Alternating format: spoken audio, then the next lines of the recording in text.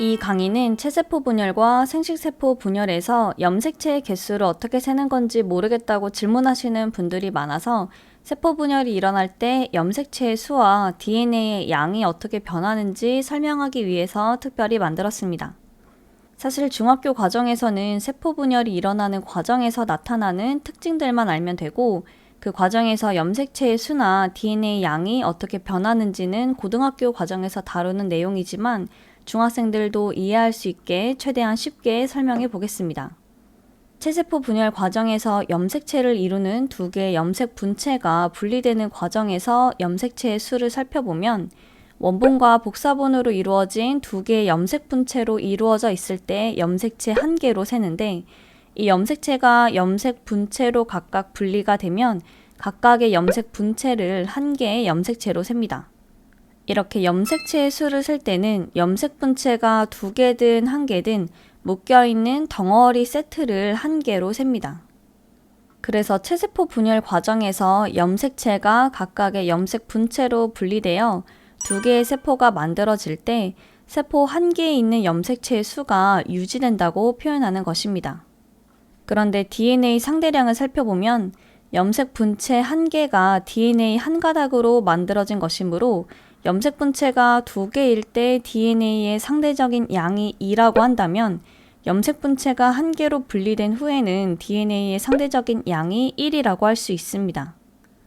이렇게 DNA 한 가닥이 염색 분체 한 개를 만들게 되므로 DNA 양을 계산할 때는 염색 분체의 수로 계산을 합니다. 체세포 분열 과정에서 세포 한 개당 염색체의 수와 DNA 상대량을 한번 살펴보겠습니다. 사람의 모든 핵 속에는 46가닥의 DNA가 들어있는데 간기 때 DNA가 2배로 복제되므로 92가닥에 해당하는 양의 DNA를 갖게 됩니다. 이때 원래 있던 46가닥의 DNA와 복사된 46가닥의 DNA가 각각 응축되어 하나의 염색체를 이루므로 염색체는 46개가 만들어집니다. 이후에 원본과 복사본의 염색 분체가 서로 분리되어 두 개의 세포가 만들어지므로 DNA 양은 다시 절반이 되어 46가닥에 해당하는 DNA 양이 세포 안에 존재하게 되는데, 염색체의 수를 셀 때는 염색 분체가 두 개든 한 개든 덩어리 한 개를 염색체 한 개로 세므로 세포 하나당 염색체의 수는 46개가 그대로 유지됩니다. 여기서 체세포 분열의 의미를 생각해보면 기존에 있던 세포와 동일한 세포를 하나 더 만들어내는 것이므로 염색체의 수는 그대로 유지되면서 DNA의 양만 2배로 복제해서 잠시 원본에 복사본이 붙었다가 떨어져 나가는 것으로 생각해 볼 수 있습니다. 감수분열 과정도 살펴보면 모든 세포의 핵 속에는 46가닥의 DNA가 들어있는데 간기 때 DNA가 2배로 복제되므로 92가닥에 해당하는 양의 DNA를 갖게 됩니다. 이때 원래 있던 DNA와 복사된 DNA가 각각 응축되어 하나의 염색체를 이루므로 염색체는 46개가 만들어집니다. 물론 감수분열 과정에서는 46개의 염색체가 둘씩 짝을 이루고 있는 이가 염색체를 형성하기는 하지만 이가 염색체는 상동 염색체가 단순히 접합하여 짝을 이루고 있을 뿐이라서 염색체의 총 개수는 46개가 됩니다. 감수 1분열에서 이렇게 짝을 이루고 있는 23쌍의 상동 염색체가 짝과 분리되어 서로 다른 세포로 나뉘어지므로 세포 하나당 염색체의 수는 절반으로 줄어들어 23개가 되고, 이에 따라 DNA 양도 절반으로 줄어서 세포 하나당 복제되었던 DNA의 양의 절반인 46가닥에 해당하는 DNA 양을 갖게 됩니다. 이후에 감수 2분열에서는 체세포 분열과 동일하게 원본과 복사본의 염색 분체가 분리되어 세포 하나당 염색체의 수는 동일하면서 DNA의 양은 절반으로 줄어들게 됩니다. 고등학교 과정에서는 세포 분열 과정 중에 핵 한 개당 DNA 양이 어떻게 변하는지를 그래프로도 나타냅니다. 체세포 분열과 감수 분열에서 모두 맨 처음 DNA가 46가닥일 때의 상태를 상대적인 양을 2라고 표현한다면 간기 때 DNA가 복제되어 염색체를 형성하면 DNA의 상대량이 2배로 증가합니다. 그러다가 체세포 분열에서는 염색 분체가 분리되면서 DNA 상대량이 다시 절반으로 줄어들게 되고, 감수 분열에서는 감수 1분열에서 상동 염색체가 분리되면서 DNA 상대량이 절반으로 줄어들었다가, 감수 2분열에서 염색 분체가 분리되면서 DNA 상대량이 또다시 절반으로 줄어들게 됩니다.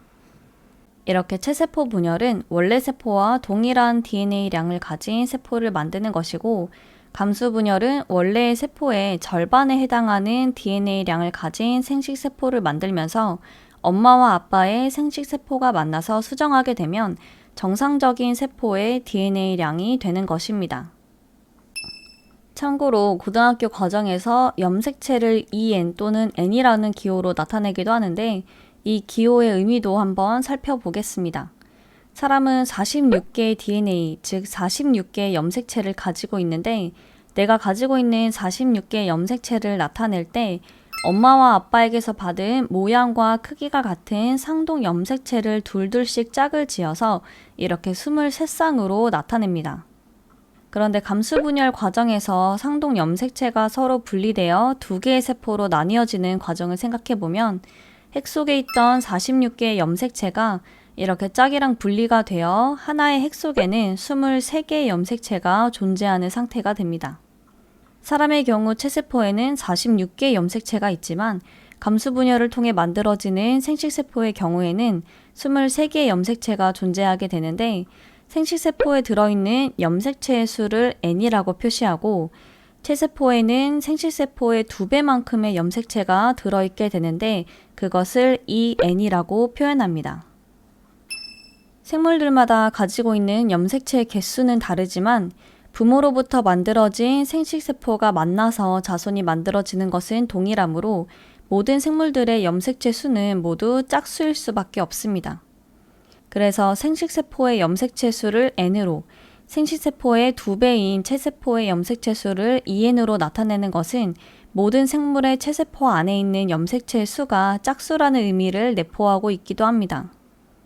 이 기호를 이용해서 고양이의 염색체 수를 표현한다면 EN은 38이다 라고 쓸 수 있고, 사람의 체세포의 염색체 수를 나타낸다면 EN은 46이다 라고 표현할 수 있습니다. 사람의 체세포 분열 과정에서 염색체의 수의 변화를 EN을 이용해서 나타내보면, 부모로부터 받은 46개의 염색체를 온전히 가지고 있는 상태를 EN으로 표현하고, 분열 후의 딸세포에도 46개의 염색체는 변함이 없으므로 EN으로 표현할 수 있습니다. 따라서 체세포 분열에서는 분열 전의 모세포와 분열 후의 딸세포의 염색체 수가 변함이 없다는 것을 이렇게 EN 화살표 EN이라는 기호로 표현할 수 있는 것입니다. 생식세포 분열 과정도 살펴보면, 분열 전에는 염색체가 46개가 있는 EN의 상태였는데, 감수 1분열에서 둘둘씩 짝을 이루던 상동 염색체가 서로 다른 세포로 나뉘어지면서 세포 하나당 염색체의 수가 절반으로 줄어든 N이 됩니다.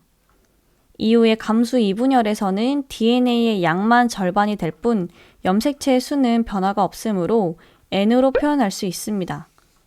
생식세포 분열에서는 분열 전 모세포에서 가지고 있던 염색체가 분열 후 딸세포에서는 절반이 된다는 것을 이렇게 EN 화살표 N이라는 기호로 표현할 수 있습니다. 아까 전에 살펴본 DNA 상대량을 나타낸 그래프에 염색체의 수도 한꺼번에 나타내보면 이렇게 표현할 수 있습니다.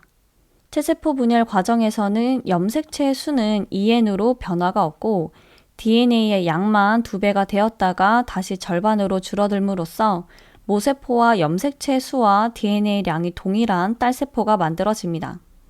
감수 분열 과정에서는 염색체 수는 EN에서 감수 1분열 후에 N으로 줄어들게 되고, DNA량은 2배가 되었다가 감수 1분열에서 절반으로, 감수 2분열에서 다시 절반으로 줄어들므로써 모세포와 비교했을 때 염색체의 수도 절반, DNA량도 절반인 딸세포가 만들어집니다.